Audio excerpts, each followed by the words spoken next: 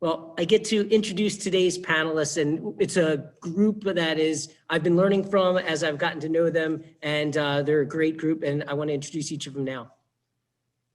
First is Jeremy Harjono, is a senior at Olentangy Orange High School, and he brings awareness to adolescent suicide through his One Helps program, following the death by suicide of a close friend of his in 2018. Next is Denise Mann Graham, is the founding director of Franklin County Local Outreach to Suicide Survivors, or LOSS, which was started in 2012. Denise trains others on how to launch suicide prevention efforts in their communities and speaks about suicide awareness, grief, and hope as often as possible. April McMillan is a licensed social worker with years of experience, including child welfare, mental health, hospice, and community case management. She's also the founder of a yoga community strives to encourage mental and physical wellness to all participants. April is the donor fund advisor for He Who Laughs, championing mental wellness. Dr. Sarah Denny is a physician in the Division of Primary Care Pediatrics at Nationwide Children's Hospital and an associate clinical professor of pediatrics at the OSU School of Medicine. She's a member of the Ohio Board of Directors and has led several Ohio AAP injury prevention programs. And then I am Mike Gittleman. I'm past president of the Ohio AAP, and I'm an emergency room physician at Cincinnati Children's Hospital. And I've done a lot of work with Sarah on injury prevention efforts, and you'll hear about this program as we go further today.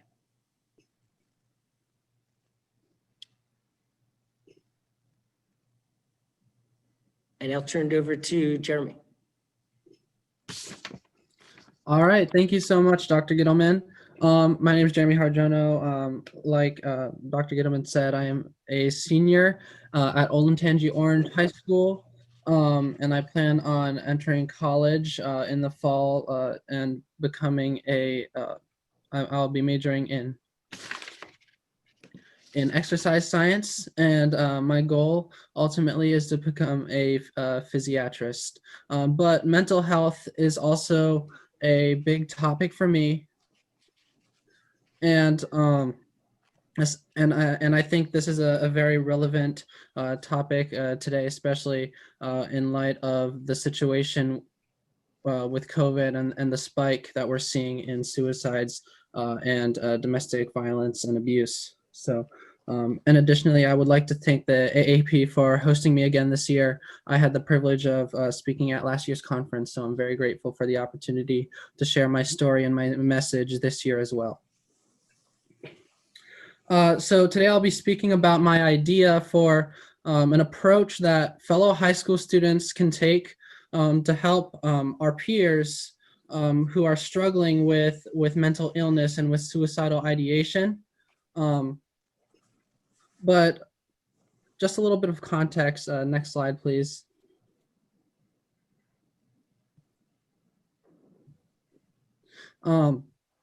I lost one of my really good friends, a pretty close friend named Jacob, during my freshman year of high school. He was one of the very first friends that I made in high school, and we had a very close relationship. I would sit with him every day at lunch.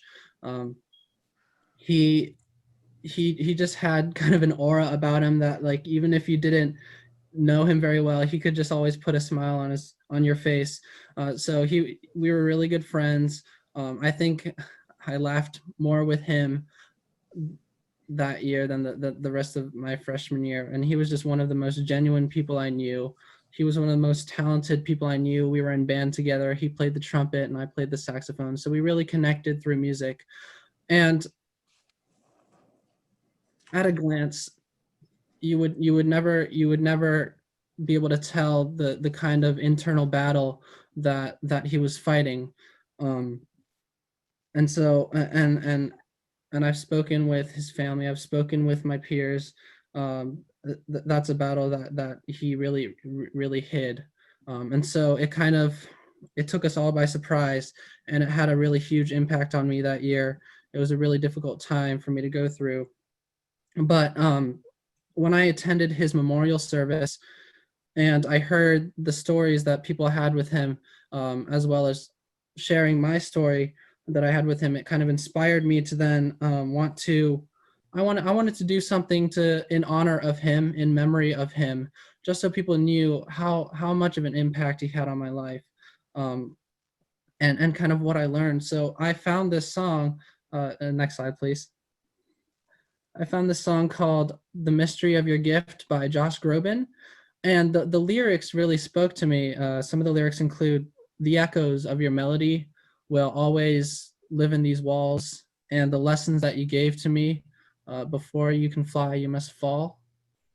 It really hit hard for me, and since music was such a big way for me to express myself, and something that Jacob and I really had in common, I wanted to honor him through this music. So I recorded I made a recording of a cover of this song, and I also did a music video with it in the school. And initially I was just planning on talking for like 20-30 seconds just about the impact he specifically had on my life, and my specific story with him. But then I thought about how I could make it more meaningful, and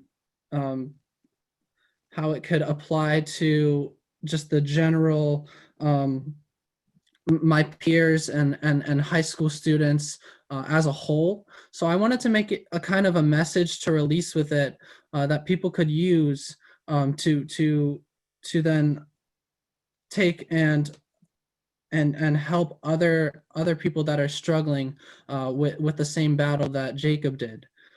Just because of, I saw firsthand how much it impacted me. And so I wanted to kind of, because it's such a big problem. It's such a big problem for high schoolers. And just I wanted to raise awareness and give people an easy way to remember that they could help someone in need of that. Next slide. I came up with this acronym called One Helps. It was actually a hashtag, so it was something that people could share throughout social media to reach more students, and it was so touching to see all of the people that were sharing it and viewing my video, and just hearing how it was impacting people. But it's an acronym that stands for Hello, Empathy, Learn, Parents/Professional, and Save. The one in front of it kind of symbolizes that it only takes one person to make a big impact in another person's life. It can really, it takes only one person to save someone, is what I've learned. All right, next slide. So the first thing is hello, and something that I've learned is kind of the power and the impact that a simple hello can make on someone's life. I learned that ultimately, like, it can really turn someone's day around, and if it becomes a consistent thing, it can turn someone's life around. Like, I have established friendships now that started out as just saying hi in the hallway, and then evolved into hi, how are you? And then eventually we'd be having conversations on our way to class, and then those turned into friendships. So that can really, really, really mean a lot to someone if they've always kind of been in isolation and felt like they didn't have anyone, or if they're going through a very difficult time and they feel like they have no one to turn to. Kind of that's the first step that someone can take for in being there for someone. All right, next slide. The next slide, the next letter stands for empathy. This is kind of a difficult idea I found for a lot of people to grasp, because it's different than sympathy, in that sympathy is kind of just through words, kind of just having pity for someone. So if someone's coming to you with something really difficult and they're reaching out to you, it's kind of just, it's saying, oh, I'm sorry, or, I'm there for you. But really, a lot of the time I found that when people say that, they kind of just it's more of an in the moment thing, and then they don't take it any further, and that can actually be more damaging to someone. So with empathy, it's really making an effort to understand and acknowledge the thoughts and emotions they're going through, and then in this case, actions really do speak so much louder than words. Following up and showing that you care about them, and making an effort to talk and listen to them, and maybe sit down, have a conversation with them. That can mean the whole world to someone. I've found I've had so many conversations with people where, by taking it further, you really can understand kind of the depth of their situation. Okay, next slide. The L stands for learn. And this is both learn about the signs and the warning signs of suicidal ideation, of depression, whether that's they're skipping the activities that they love, they're isolating themselves, they're feeling sad every day all of a sudden, or they're just not being themselves and it's concerning to you.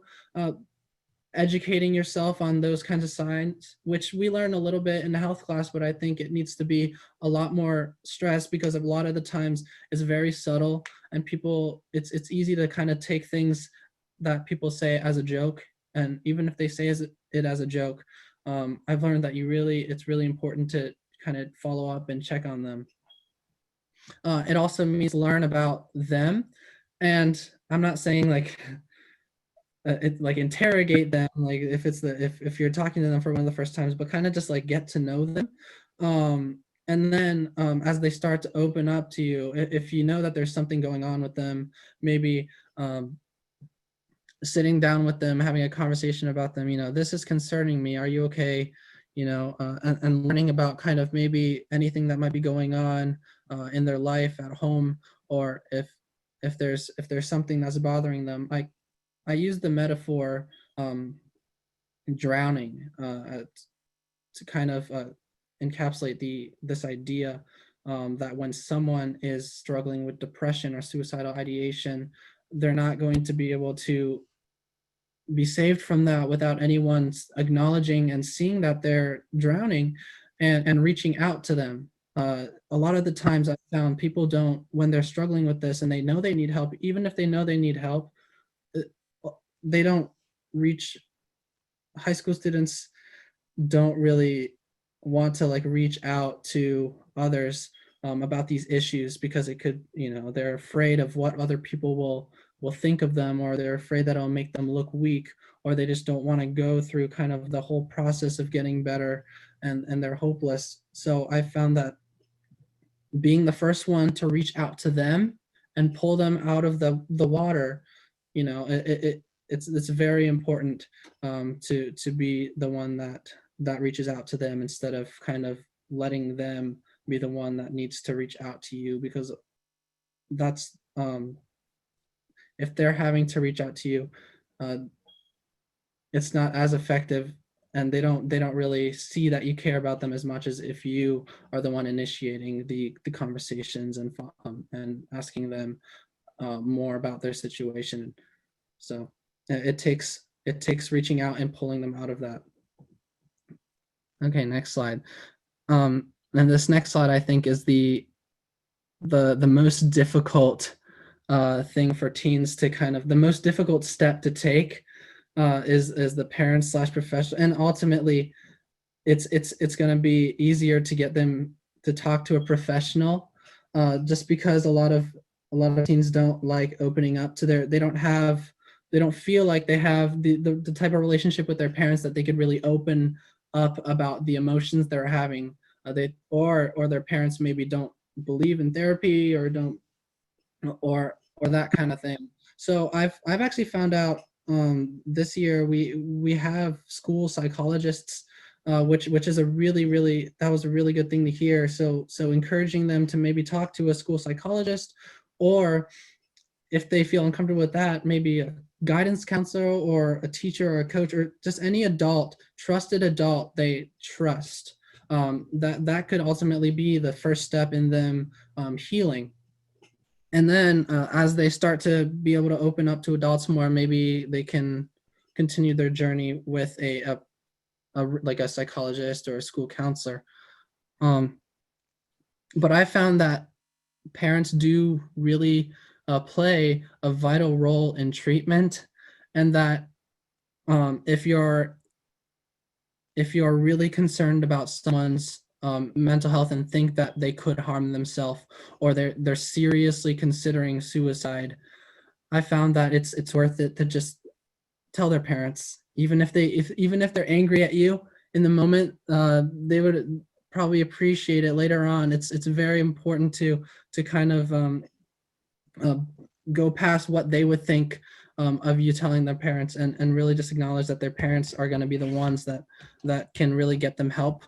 And so that's very important. And they can also, the parents can also be they can take important steps to prevent also a possible suicide. They can lock up their guns. They can lock up the lethal means. And these are really important steps in just making sure that, you know, that they are safe, and making sure that they get help. And if they're on medication, the parents are the ones that are monitoring them, making sure that it's not making their symptoms worse, because I've found that actually with Jacob, he was taking medications and it was just making it worse. And I've had negative psychological side effects from medication as well. And so you really, it's very important to keep the parents kind of in the loop with this, even if the student might not like it, but in the path of healing and getting better, they would start to appreciate it, I think. Okay, next slide. The S stands for save. So I really think a combination of all these things, usually if someone feels helpless, or if someone's on the verge of taking their own life, it's because they're missing one of these things. They don't have their parents in the loop trying to take care of them, or they feel like they don't have anyone trying to help them, or they don't have any friends, or no one's reaching out. So I really think these things could save someone's life, because it's really that feeling of loneliness that you have before you make the decision is what can be really impactful. So just it's all about, this whole message is about what people my age can do to help our peers, and being on the inside, kind of it's a different perspective than on the outside looking in. And that's what this is all about, is kind of it's putting it in context of everyday school life, and how you can help someone in that environment. Okay, thank you so much again. That's all I have, and I'll pass it on to April.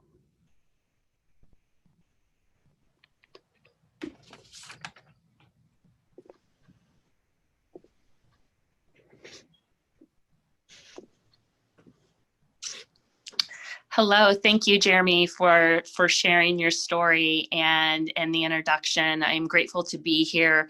My name is April, and I am a licensed social worker by trade. I am also a certified yoga instructor, and I'm the donor fund advisor for He Who Laughs Championing Mental Wellness. And as you can see on the slide, that is our logo, and the image beside of that is the image of my son, Isaac. He Who Laughs was our call to action when we lost Isaac to suicide on September 23rd in 2019. And I would be lying if I told you that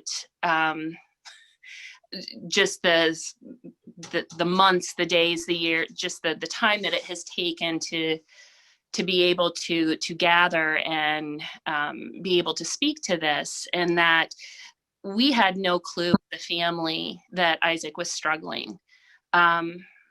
Suicide pretty much kicked in our front door on the morning of September 23rd, when Isaac's younger brother called us and said Isaac was not answering his phone and he wasn't at work, which was very unusual. Isaac had a tremendous amount of love and deep regard for his younger brother. They were 11 months apart, and they have spent pretty much their whole life growing up together until that fateful morning.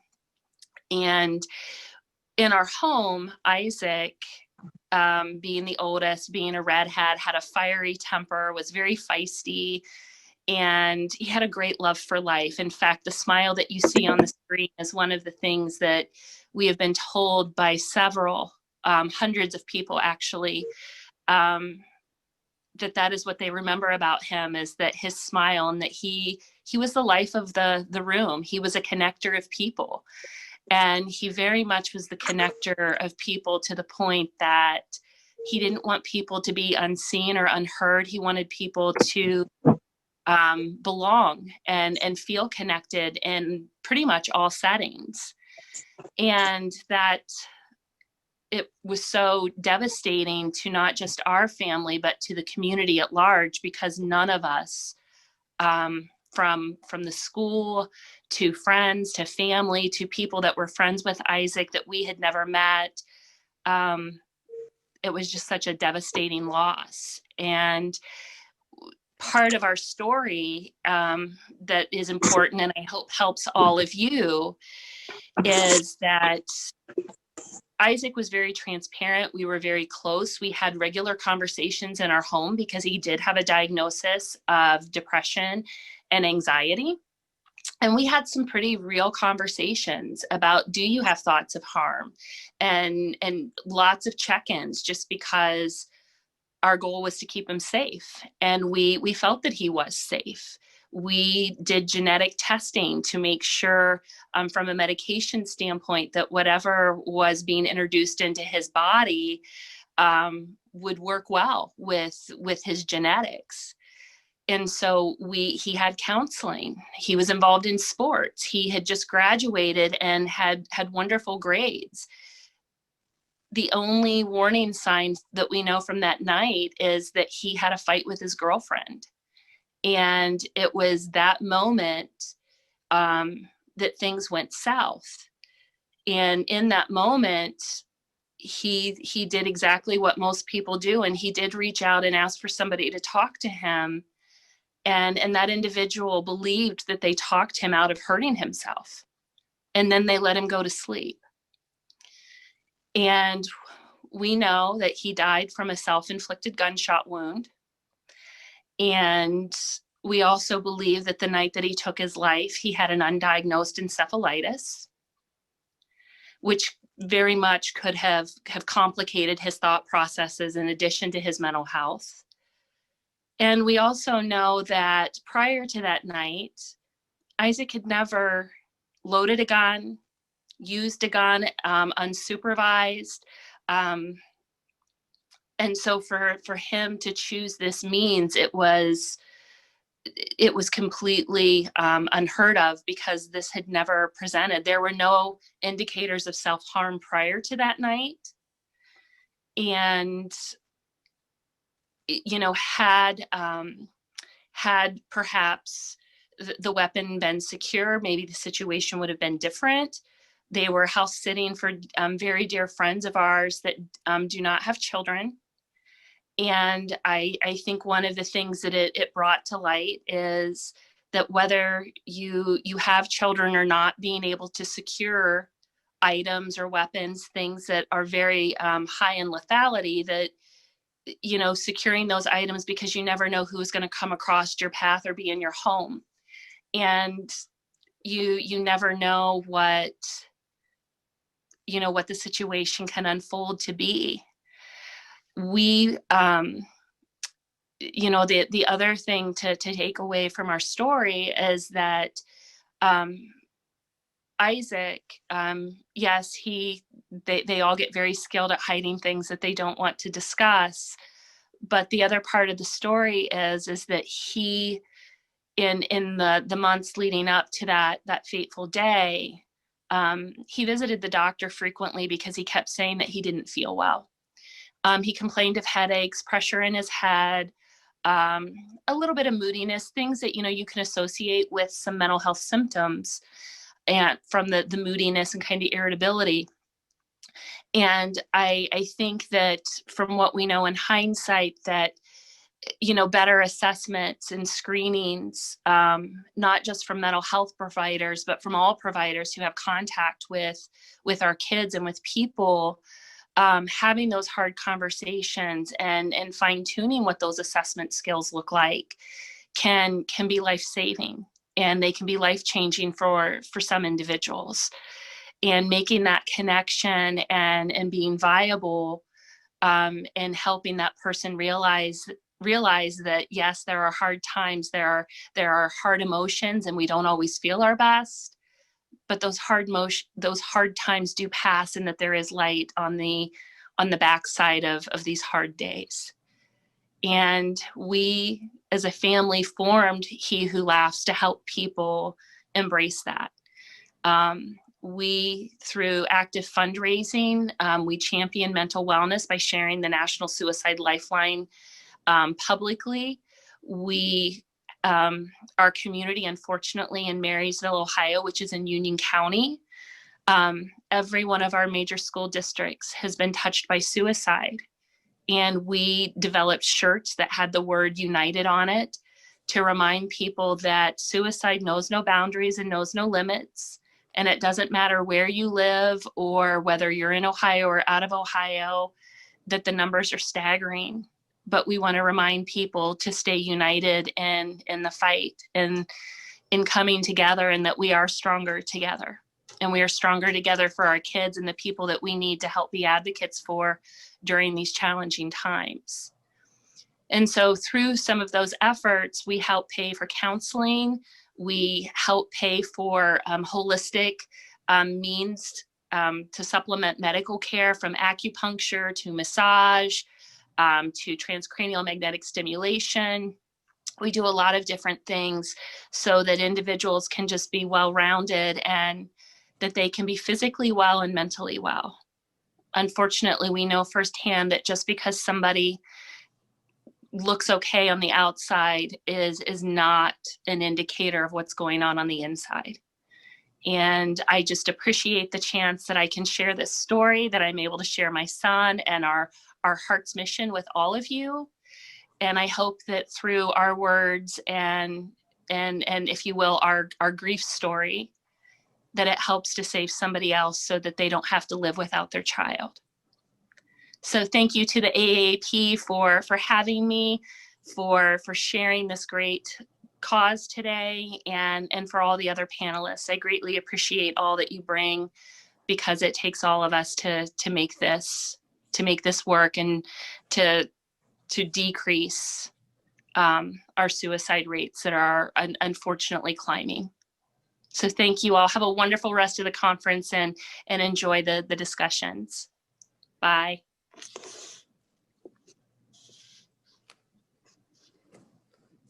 Thank you, April and Jeremy, for sharing your story. It's really heartbreaking, and it really goes to show how important this message is. So Sarah, Denny, and I are now getting to, after you've heard stories, now we're going to talk a little bit about statistics and our Stored Safe program. We have nothing to disclose. If we did, then we wouldn't have to hold this fundraiser. And so we really do want to be able to get some funds so that we can actually make a difference with this program. So just to start, of youth who completed suicide by firearm, 82% used a firearm from their home. So let that sink in for a second as to when you're thinking of problem, right? A firearm in the home is now a risk. It adds to a potential problem. Next slide. And you take a look, suicide is the second leading cause of death for teens, and it's a death every 3 hours. And these numbers over the last several years have gone up dramatically. So imagine if another mechanism of injury or a mechanism causing death was as much as suicide. This is something that for our teenagers, we really need to stress, and we need to find ways to stop this, because we're really at epidemic proportions right now of teen suicides. Next slide. And again, in the United States, it accounts for 91% of children killed by guns in high-income countries. So other countries seem to be doing a much better job than us. And what are some things that we can do to attack this problem? Next slide. And I want to stress that a lot of families feel, well, my child's never had problems with mental health. I'm not worried about it. But as we even heard from Jeremy and April, it's not something that you always know. And the presence of a firearm in a home increases the risk of suicide, even among those that don't have a psychiatric diagnosis. And why is that? Well, when they do surveys, they find 25% of teens are depressed at any given time. So this happens very quickly. You might not know the teen has some event and all of a sudden becomes depressed, and now they are having some mental health issues. Next slide. So now that we've addressed that this is a problem, you've heard these stories, I just showed you numbers that are showing that suicide in teenagers is continuing to climb, and it's the second leading cause of death for them. What is it that we can do? Well, the first thing is we as physicians, we as community members, we who work with teenagers, one, we need to understand what they're going through, so screen them for their problems, but also it's part of our role to counsel. And so, well, is counseling even effective? So we'll just take a look at two particular studies. One looks at pediatric practices, and they counseled, pediatricians counsel them about safe storage of guns. And there was no significant difference in removal of the gun. However, 62% improved storage in the home, while 27% of the controls did not. So just by having the counseling, it improved firearm storage in the home. In the pediatric ED setting, very similar findings where the physician counseled, and 63% locked up or disposed of their firearm, where 0% of the controls did in follow-up. Next slide. But the problem isn't just, well, if we educate them, they'll know. We all know teenagers, and teenagers are impulsive and they act very quickly. So when they interview survivors of near lethal suicide attempts, 25% made the attempt within 5 minutes, 50% made it within 20 minutes, and 71% within 1 hour. So what we need to do is make it so any lethal means where they could be successful to complete suicide, we need to make it so that there's a barrier, there is a halt. Because most make this decision within 1 hour of a breakup, a fight, some event, and we need to make it so they can get help and they don't have lethal means there to be able to complete the suicide. Next slide. And it's something that we need to start looking at it as we need to counsel, right? It's the same as with pools and children that are under 5. We need to counsel, but telling a family with a kid that's under 5, keep them away from the pool is not easy because the toddlers run all over the place. So what did we do? We put fencing around the pool because there's a barrier so the kid cannot get to the problem. It's no different with teen suicide. We need to find barriers to make it so that the kids can't get to these lethal means and actually complete suicide. And that's really the kind of basis and understanding for our Store It Safe program. And I'm going to turn it over to Sarah so she can tell you about our program. Great. Thank you so much, Mike. And thank you so much to our panelists for sharing their stories with us. And for all of you who are attending, I'm so excited about the numbers that we have today and that we have so many people who want to work together to try and decrease suicide in teens. So I am going to just give you a quick overview of the Partnership for Safety of Children Around Firearms. Many of you may be familiar with this collaboration already, but it's a really exciting partnership that we have in the state of Ohio, and it contains groups from all different sides of the firearm issue. So we have Buckeye Firearms, Black Wing Shooting Center, representatives from different law enforcement organizations, Kiwanis of Columbus, the Ohio AAP, obviously. We brought in pediatricians who are gun owners, pediatricians who aren't gun owners, parents who are gun owners, parents who are not gun owners, and concealed carry instructors, just a whole big group to try and find some common language around shared goals. And the two shared goals were decreasing accidental shootings in young children and suicide by firearm in teens. And we spent a long time trying to figure out what is something that we can all agree on. We may have different views on firearm issues, but what can we all agree on? And we came down to store it safe. If you have a gun, store it safe. If it is not on your person, it needs to be locked up. And so we launched Store It Safe. Our first wave was specifically geared towards young children. And then we're so excited today to be able to launch wave 2, which is really focused on teens. We'll go on to the next slide. So as part of this wave 2, we've developed a lot of different materials. We have materials for providers, we have materials for parents of teens, and then we have materials for teens themselves. As Jeremy so eloquently described, teens are having a lot of feelings of anxiety and depression, or maybe their friends are. And so we need to equip them also with the tools. And there's a lot of programs in the schools, but we wanted to have something that the pediatricians could be able to provide as well. All of these materials are available on our website, so please feel free to use them. There's no charge at all. This is a screenshot of part of the document that we have for healthcare providers. And it's a really easy 4-step process. Screening at every visit. Actually, can we go back one slide, please? Thank you. Screening at every visit. We want to use a validated evidence-based approach to this and have pediatricians screening for depression at every visit. The A is for advise, advising families to use a barrier and store potential lethal means safely. April talked about it. It's not just guns. We're talking about over-the-counter medications like Tylenol that can be lethal. We need to restrict access and put barriers in place. As Mike said, it only takes a short period of time for that decision to happen. And if we can create a barrier to buy some more time until someone who is contemplating suicide can get help, then that is really, really important. The F is for family. We need to be encouraging families to keep these discussions going, and we'll talk more about that in just a second. And then emergency departments. If we feel like a patient or child or youth is having some life-threatening concerns, then we need to take immediate action and get them to the emergency department. Next slide, please. So the next slide, this is a very busy algorithm. Don't try and read it all. The point of this is just to show you that on the provider document, we have an algorithm that you can follow that includes screening. If you have a positive screen, what you need to do. And so this is available again for providers. Okay, let's go to the next slide, please. So this is a document for parents of teens, and it gives some data, and it talks again about how effective those barriers are. And again, not just to firearms, but also to medications, to alcohol. And then on the back, I think really drives home the point that Mike was just trying to make. This is for all parents of teens, not parents just who have children or youth who have history of depression or anxiety. We don't want any parent to think, oh, not my kid. My kid is #1 in their class, or my kid is a star athlete, or my kid doesn't have that problem.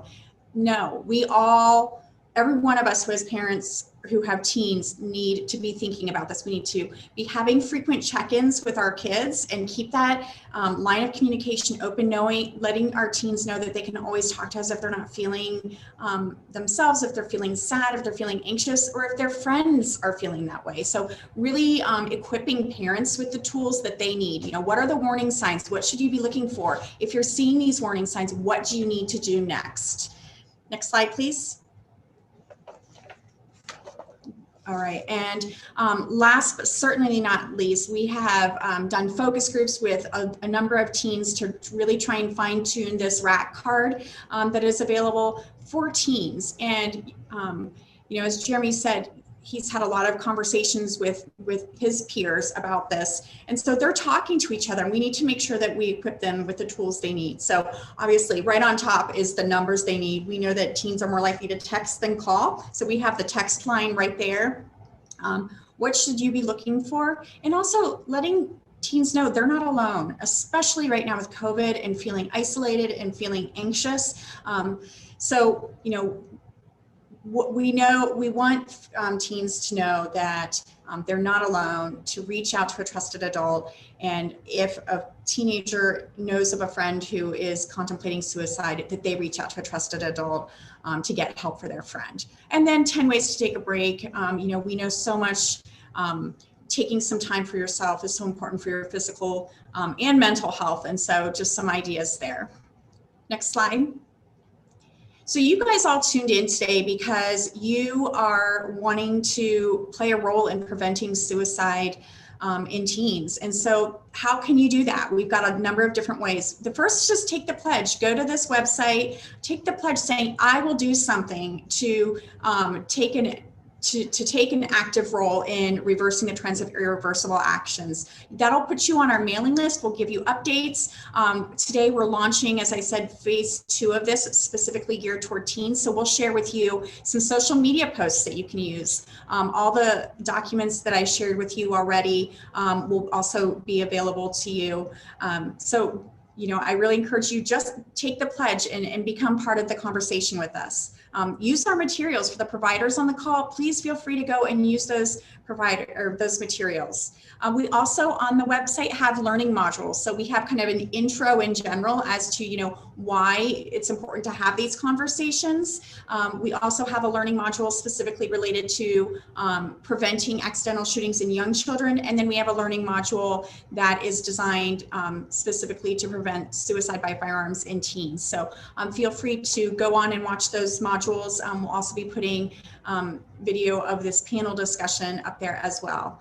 And then, they've been putting up the link to donate. We've been really fortunate in having a lot of people donate money, and we've been able to provide gun boxes. At certain clinics, if there's a patient who's actively suicidal and there's firearms in the house, obviously we're recommending getting those firearms out of the house, but if that's not possible, getting them locked up in a safe place. So there's also resources if you're feeling as a provider uncomfortable about having these discussions, like, oh gosh, I don't really know much about guns, I don't want to offend anybody. There's information on our website about how you can have a productive conversation with anyone about safe gun storage, and to do it in a way that you can really open the dialogue with your families to have productive conversation.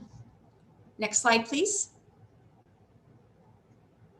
So this is an example of the gun boxes that we were able to provide through a pilot program at several clinics. Also, we have our emails that you can feel free to email us. And also we're both on Twitter, so you can follow us at Twitter. And I am going to turn it over to Denise, who is going to talk to us a little bit about her experience and the work that she's doing in this space. Hello, everyone. Thank you very much, AAP, for having us or having me on. I'm grateful to be able to share a little bit about my son, about suicide prevention, and about our organization, the suicide postvention work that we do.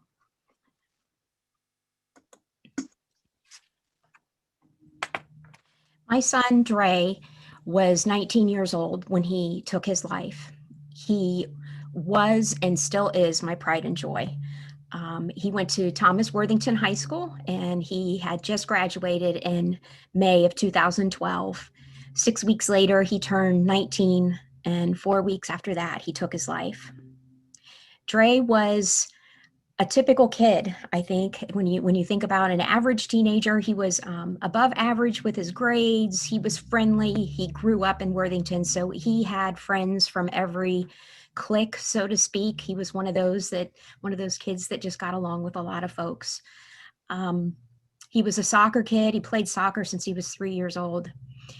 Drey's sophomore year, I remember he was struggling with depression, and I asked him at one point if he had thought about suicide, and he said yes. And of course that scared me, but I kept it together, didn't panic, and asked him, if you were to take your life, how would you do it? And he told me that he would use his dad's firearm. So his dad and I got him help. We put the firearm away. He was in counseling for a while, and things seemed to get better. He got a new car. He was just seemed happy. He was in a better place. Fast forward 2 years to the end of his senior year, and that summer after his senior year. And there were a lot of things that Drey was struggling with, and I didn't necessarily realize this, but in hindsight, I can see it. So Drey had a friend that had taken his life the year before, and they weren't super close. So that's why it wasn't really on my radar. But I know that one of the last things my son tweeted the last night of his life was RIP in this boy's name. So obviously losing somebody else in his friend group to suicide had a big impact on him. Drey was drinking that summer. He was racing his car. I found that out actually at his memorial service. So risky behavior. He was taking Accutane, medication for acne, and unfortunately that does have a potential side effect of suicidal ideation. Drey was confused about and insecure about next steps in his life since he had just graduated. What does it look like to go to college? What does he want to study? It seemed like all of his friends kind of had a plan, but he was a little unsure of himself. He had an argument with a girlfriend. So what I'm sharing is very similar to what April shared about her precious Isaac. And I'm so sorry for your loss, April. Drey had an argument with a girlfriend. He reached out to a few friends. Unfortunately, the friends didn't take the messages that he sent seriously. They actually told him, dude, you're just drunk, sleep it off, we'll talk in the morning. And my son had sent some very specific text messages like, goodbye, you've been a good friend. This is a little bit hard to know that and to live with that. So Drey took his life in August of 2012, and I have a couple of pictures up. I'm hoping that everybody can see these. Drey, the one of his senior picture in the woods there, this is the one senior picture that included his like real smile. And instead of that posed fake smile that sometimes you get with senior pictures, I was standing behind the photographer in this picture, and I was dancing around like an idiot, just trying to get him to laugh. And so this picture is so dear to me because I know he's looking at me and laughing at me in this picture. The other picture is one of his friends, a girlfriend that he went to senior prom with, and she's now married and has a child, and just watching his friends go on with their life, it presents its own challenges. But this is my dude. He's my pride and joy, and I love him dearly. At some point in time, even though we knew that Drey had been struggling, at some point in time, the gun became accessible to Drey again. And safe storage is so, so important. I firmly believe that my son would not have taken his life that night if that firearm had not been available to him. Now, I'm not saying he wouldn't take his life at another time. I just believe that that night he was drunk. It was after an argument with a friend, with a girlfriend. I just believe that safe storage is so crucial. We've got to protect our kids. I drive my husband kind of bazonkers because we don't have a firearm here at our home. My husband was stepdad to Drey, but we do have a lot of medication. Obviously, a lot of us do. And I keep it in a locked box. It has a combination. And we're the only two that live here. Drey was my only child, but I still keep our medication locked up. And I know it drives my husband bazonkers, but I feel strongly you just never know who's going to come into your home. And I just want people to be safe. So I hope everybody's thinking about the importance of safe storage and about some of what you've heard today about Jacob and about Isaac and now about Drey.